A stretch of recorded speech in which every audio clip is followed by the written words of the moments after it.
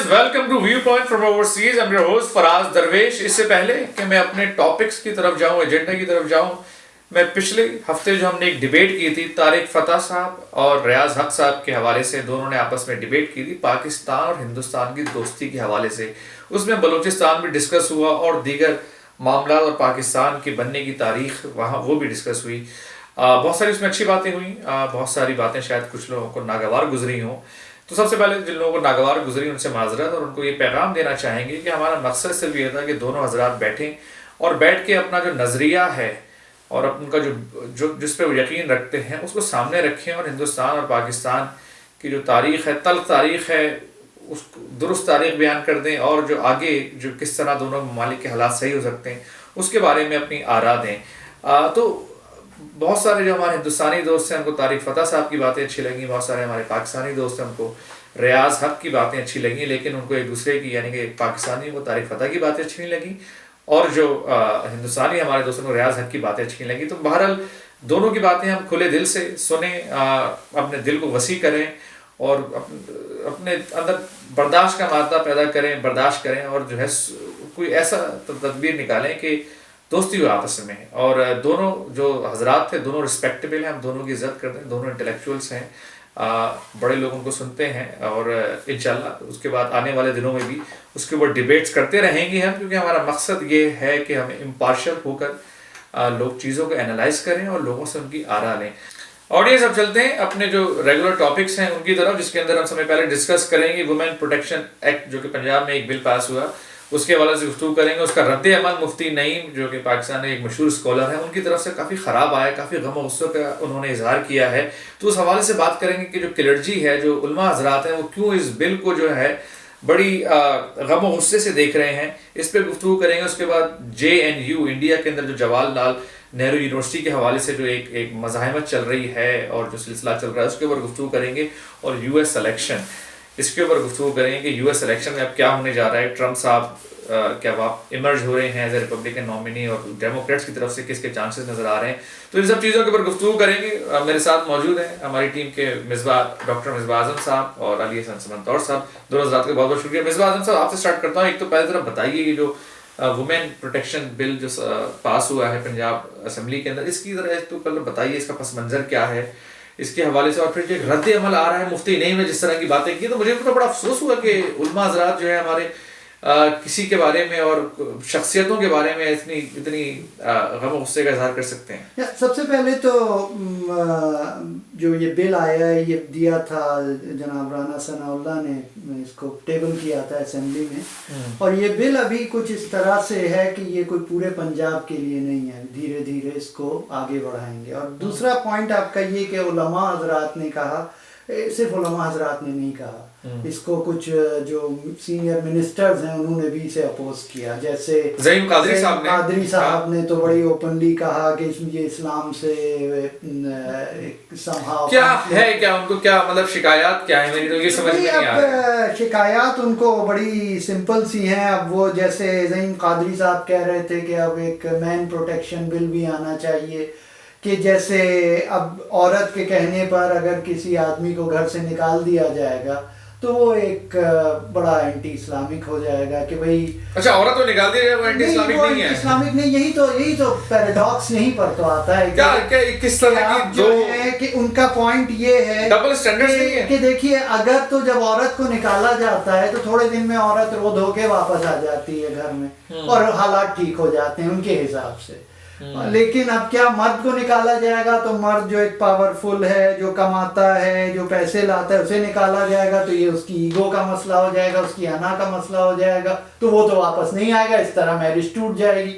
अब कहने की बात ये है कि ये इट्स नॉनसेंस वर्चुअली ये कहना कि इस तरह कि अगर औरत बेचारी वापस आती भी है घर में तो उसको मार पीट के, उसके माँ बाप उसे मार पीट के घर भेजते हैं, हाँ। इसलिए वो वापस जाती है। ये कहने का मकसद ये है कि इस्लाम इज नथिंग कि औरत को तुम दबा के रखो। अगर औरत जो है कुछ नहीं, ये तो वो लोग कह रहे हैं कि इस्लाम ऐसा है उनके हिसाब से, बिल्कुल। आई एम नॉट सेइंग कि दीन में तो गुंजाइश है। I am not a theologist here to discuss Islam के वो इस्लाम में क्या है, लेकिन that's what they are saying कि अब उन्होंने जो जिनको आप आलिम कह रहे हैं, मतलब आई डोंट थिंक कि वो आलिम है या मुफ्ती नईम साहब को आलिम नहीं कहना चाहिए। नहीं, मैं तो नहीं मानता, आप कहिए। नहीं, मैं तो इसलिए कह रहा हूँ कि दुनिया उनको आलिम कहती है, मतलब मैं तो उनको ज़ाती तौर पे जानता भी नहीं, मुझे क्या पता। मतलब जो मैंने उनके बारे में तो मेरे ख्याल से अब उनको आलिम कहना किया हुआ है उन्होंने, और इस किस्म की चीजें और भी बड़ी बड़ी चीजें। और उसके बाद शर्मीन उबैद चुनाई के बारे में उन्होंने जिस तरह की ज़बान इस्तेमाल की है, फाहिशा कह दिया, लाहौल विलाकुवत, और शर्म आनी चाहिए कि एक लड़की जिसने पाकिस्तान का नाम रोशन किया, औरतों के हुकूक के लिए वो काम कर रही है, उसने पहले वो जो औरतों पे एसिड फेंका जाता है उसके हवाले से उसने दी जद्दोजहद की, उसको बैठकर ये फाशा कह रहे हैं, शर्म आ जानी चाहिए लोगों को। अच्छा, और बड़ी इंटरेस्टिंग चीज है कि वो परसेंटेज बता रहे थे कि कितने % इंसिडेंट होते हैं और ये होता है वो होता है। वसतुल्लाह खान ने बड़ी अच्छी बात कही, उन्होंने कहा कत्ल कितने % होते हैं, तो कत्ल के लिए भी आप जराइम खत्म कर दीजिए, चोरियां कितने % होती होंगी, कितने मतलब पब्लिक का कितने % लोग करते हैं, तो आप उसकी नहीं तो ठीक है, मैं जरा समंदर साहब की तरफ जाता हूँ। तो आप इस बिल के हवाले से बात की, दूसरी बात ये बताएं कि ये मुफ्ती नईम एक माइंड सेट है मेरी नज़दीक। मुफ्ती नईम तो आपको नज़र आते हैं टीवी पे बात करते हैं, एक वो है हमारे मौलाना शिरानी साहब जो Islamic council of Islamic ideology के चेयरमैन हैं, वो भी तरह तरह की बातें करते रहते हैं। उनको अब मैं क्या बोलूँ, बहुत सारी बातें तो बड़ी अजीब गरीब किस्म की करते हैं। एक माइंड सेट है और ये लोग बहरहाल दीन का जो है बहरहाल हवाला लेते हैं कि हम दीनी स्कॉलर्स हैं। किस तरह डील किया जाए इन लोगों से? क्या दीनी स्कॉलर्स, अच्छे दीनी स्कॉलर्स को सामने लाया जाए? ये वो सामने आने से डरते हैं कि वो मार दिए जाएंगे। गांधी साहब मलेशिया में बैठे हुए, और जैसे ये बात की मुफ्ती नईम जैसे लोगों को क्या आलिम कहना छोड़ दिया जाए? नहीं, वो बात आपकी सही है कि असल बात ये कि पूरा मुआशरा जो है वो इतना ज़्यादा जब अहमियत देगा मज़हब को, तो उसमें जाहिर बात है कि जो लोग अपने आप को हम कहेंगे भाई हम हैं मज़हब को बताने वाले, वो आगे आएंगे। और उससे पहले जो है ज़रा थोड़ी सी देर के लिए तारीख फ़तह पे अगर मैं बात कर लूँ तो उम्मीद है कि आप बुरा नहीं मानेंगे। मैं सिर्फ आपसे अर्ज़ करना चाह रहा था कि तारीख फ़तह हों या रियाज़ हक हों, हमने ये देखा है कि अक्सर लोग अब इंटरनेट के ज़माने में उन्हीं लोगों से बातें करते हैं जो उनके हम ख्याल होते हैं, और ऐसा कम होता है कि वो जो है एक मुखालिफ राय वाले से बात करें। तो तारीख फ़तह के साथ भी ऐसा था कि उनको कभी इस तरह का आदमी नहीं मिला था जो उनसे जो है वो बहस करेंगे, और उसके बाद जो है अब आप इस पे आ गए। अच्छा, इसके बाद टॉपिक पे तो इसमें जो है सबसे पहले तो आपको शर्मीन उबैद चुनाई को आपको मुबारकबाद देनी चाहिए, क्योंकि एक बुनियादी तौर पे उसकी फिल्में हैं जिन्होंने ये चीज़ों को उजागर किया और बताया कि भाई क्या क्या खराबियां हैं, और कभी जो है वो इस्लाम के नाम के ऊपर और कभी रिवायत के नाम के ऊपर कि ख़ानदान की इज्जत बचानी है, इस किस्म की खराफात जो है औरतों के साथ हो रही है। और उसकी वजह से एक हरकत हुई और वहाँ पर पंजाब असेंबली में जो है बिल पास हुआ। अब देखें हो क्या रहा है, हो ये रहा है कि जो मजहबी जो लोग अपने आप को कहते हैं मजहबी उलमा, जो असल में मजहबी जोला हैं, ये वो जो है कि इसको कोशिश, उनके जैसे मुफ्ती नईम का हमने वो देखा ना वीडियो जिसमें उन्होंने कहा कि हम पूरी इसकी मुखालफत करेंगे इस बिल की।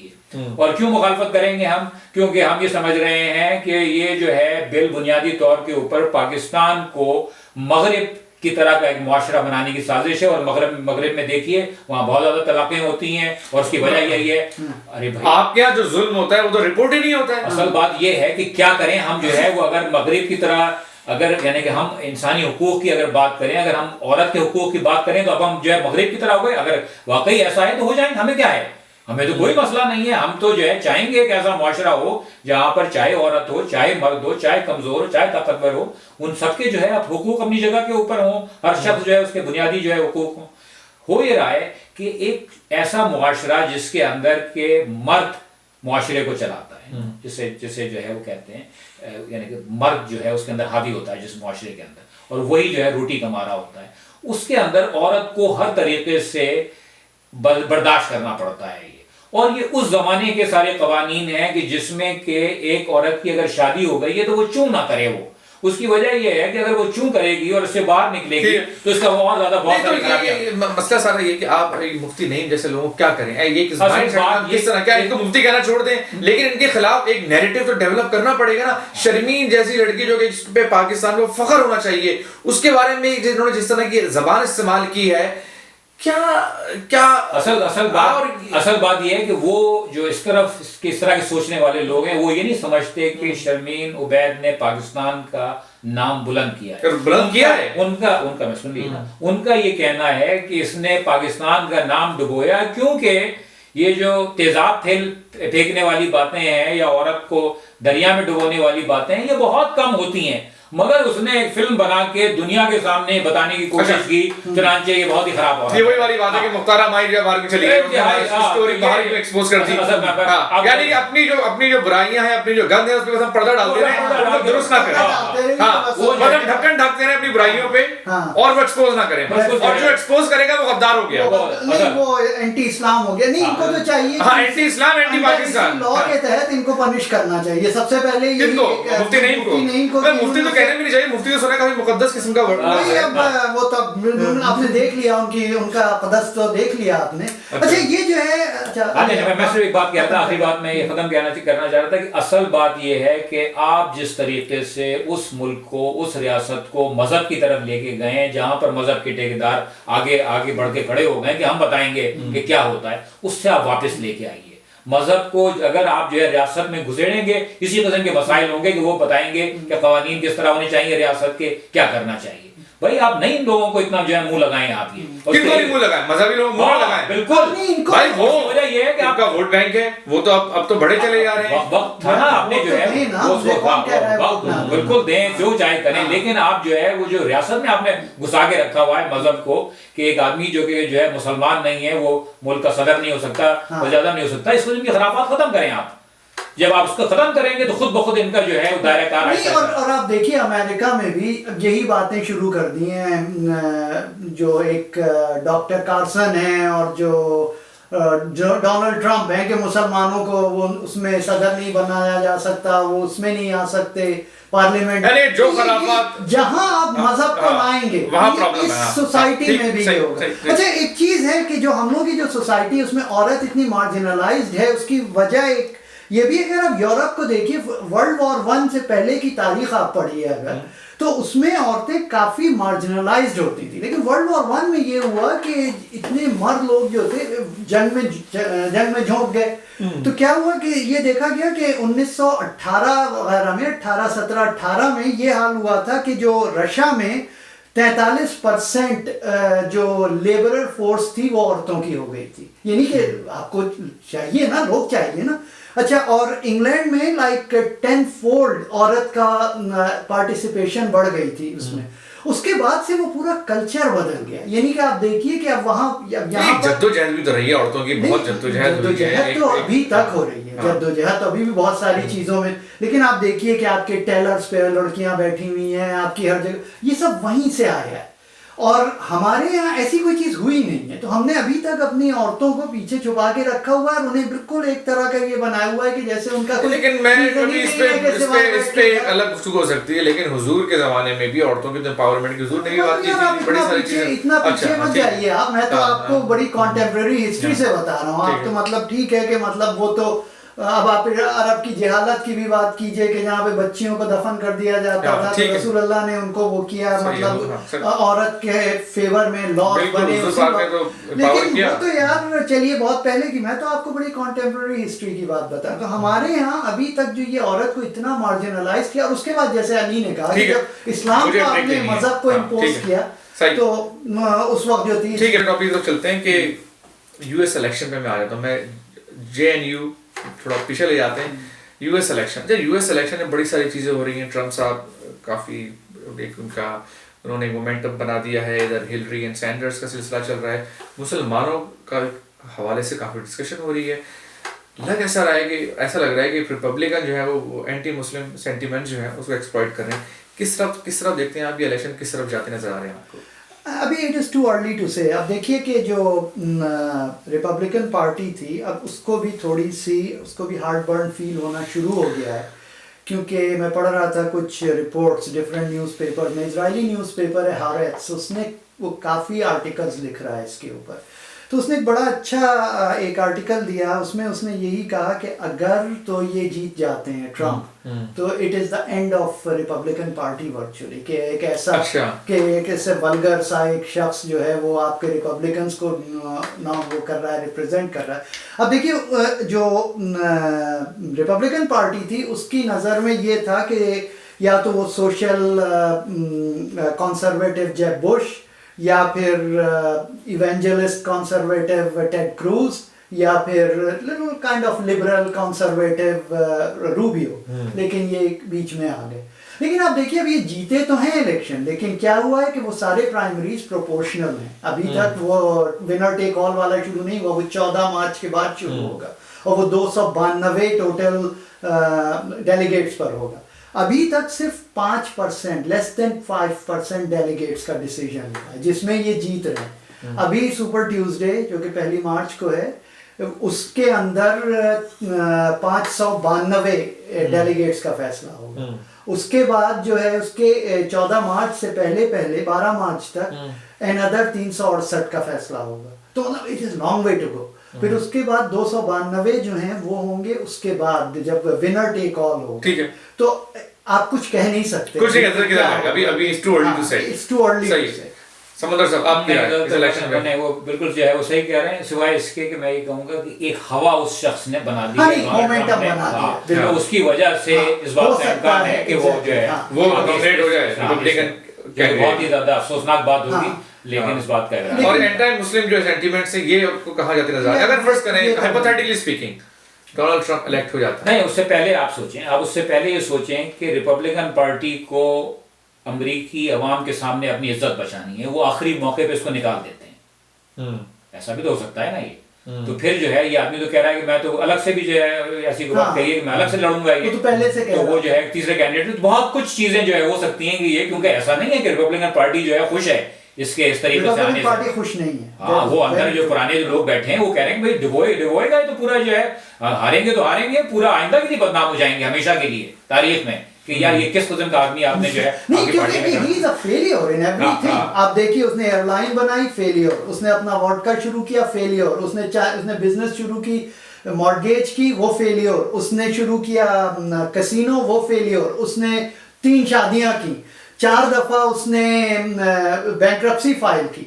मतलब लेकिन रियल एस्टेट में बड़ा पैसा बनाया, पैसा हर जगह उसने बनाया, बट फेलियर इन दैट कि भाई यही तो सारी चीज है कि वो जो चाइना कनेक्शन की जो बात होती है वो तो बहुत ही इंटरेस्टिंग है कि उसने शुरू किया था गारमेंट्स की बिजनेस कि अमेरिका में सारा कुछ बनाएंगे, यहाँ करेंगे, लेकिन क्या हुआ बाद में चाइना से वो उसको इंपोर्ट करते हुए पाए गए। तो मतलब यार अपनी बात से फिर मतलब ही lies very he is without any fear he lies. अब इसका ये है ना कि इसको जो लोग सपोर्ट कर रहे हैं वो आप देखिए कि 46% कौन लोग हैं इसके सपोर्टर जिनके पास कोई डिग्री नहीं है कॉलेज की, जो नहीं फिर लोग तो है ना वो दैट्स रिगार्डलेस वोट तो उनका पूरा है। नहीं उनकी दे आर अमेरिकन्स, उनकी तादाद कम है। और ये मैं बता रहा हूँ 46% रिपब्लिकन, मैं ये नहीं कह रहा कि पूरे मुल्क के 46% लोगों ने सब, सिर्फ रिपब्लिकन की उसको जो सपोर्ट है रिपब्लिकन में वो 25-26% है टोटल। आप कुछ ऐड करना चाह रहे हैं? ठीक। और रिपब्लिकन की जो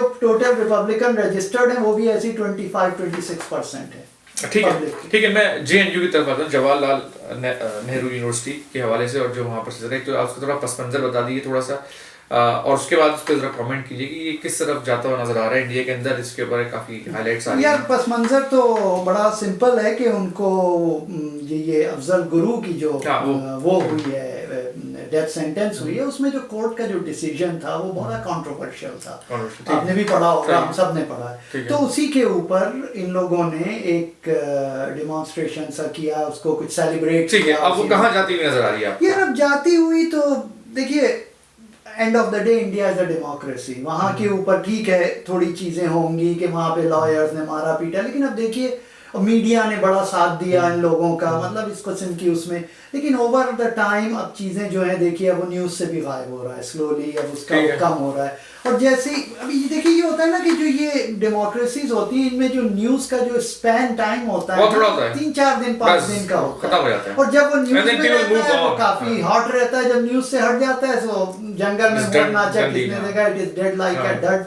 तो मेरा जो अपनी अंडरस्टैंडिंग है ये ज्यादा दूर नहीं जाएगा, और वो कुछ इंटरनल कुछ बातचीत हो जाएगी। कन्हैया साहब का क्या होगा? कन्हैया को तो मेरे ख्याल से छोड़ देंगे ओवर द टाइम और बस वो खत्म हो जाएगा। लेकिन बड़ी इंटरेस्टिंग एक चीज हुई उसमें कि जो एक जो एडिटर थे ZTV के, उन्होंने रिजाइन किया वहां से, और उन्होंने ये आकर बताया, उन्होंने पब्लिक कर दी ये बात कि मुझे जो था जो मालिकान थे वो फोर्स कर रहे थे कि आप ऐड करें उसमें अपने वीडियोस में कि और ये कहें कि वो पाकिस्तान जिंदाबाद का नारा ये लोग लगा रहे थे।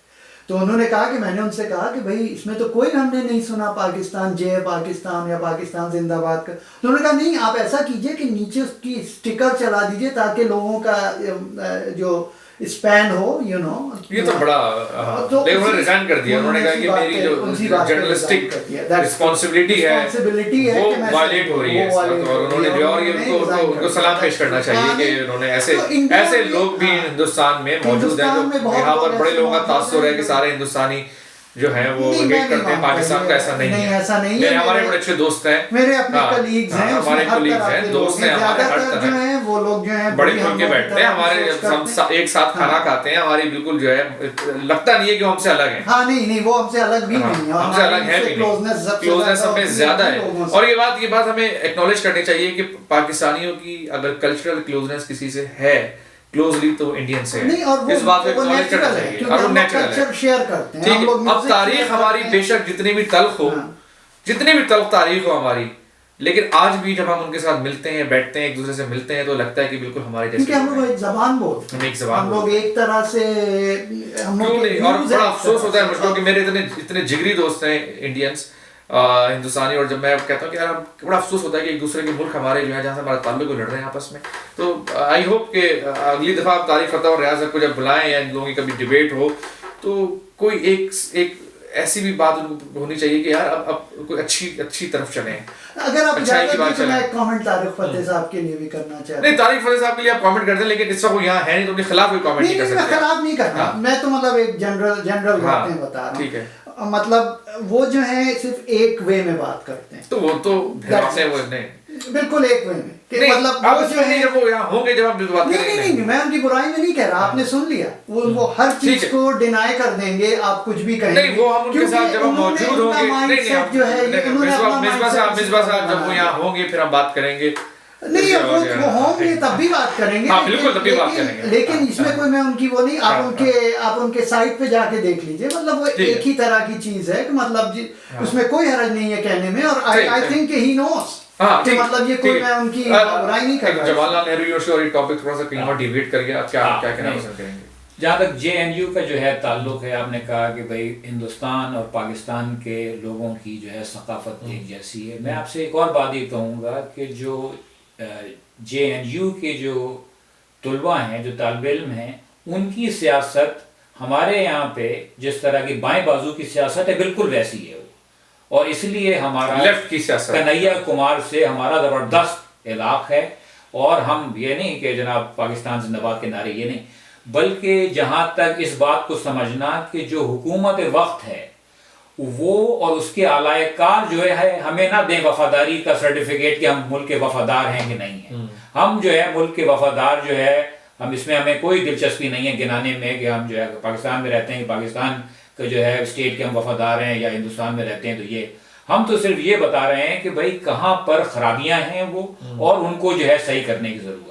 तो वहाँ पर वो जो तलबा जमा हुए थे, सारा शुरू हुआ अफजल गुरु का, कि क्या भाई अफजल गुरु की फांसी जो है बुनियादी तौर के ऊपर ये एक रियासत का काम है, उसके जोर से एक जो है कानूनी कत्ल हो रहा है, क्या जुडिशल मर्डर है ये, उसके ऊपर बात हो रही है। जारी बात है कश्मीर की भी जो है वो बात आई उसके अंदर, और फिर जो है वो इसको में नारे भी लगे वहां पर। और मिसबा साहब ने कहा कि हिंदुस्तान एक डेमोक्रेसी है, वहां पर इस तरह की चीजें होती हैं और पीपल मूव ऑन, और ये एक जमहूरी प्रोसेस का और जमहूरी असल में गलतियां भी होती हैं, और this is how it works. असल में जो है ना वो बात ये है वहां पर सरकार की कि इतना उसको बढ़ाना ही नहीं चाहिए था, जो इतना जोरदार तरीके से उसको जो है हवा दी गई, और उसके जो है वो कि भाई ये एंटी नेशनल, और उसको जो है मुकदमेबाजी और ये सारी, और बेचारी की पिटाई भी हो गई कन्हैया कुमार की, इसकी कोई जो है जरूरत नहीं। उससे थे बिला वजह जो है उसका जो है शोर बढ़ा, उसमें थोड़ा सा तामुल से काम लेते।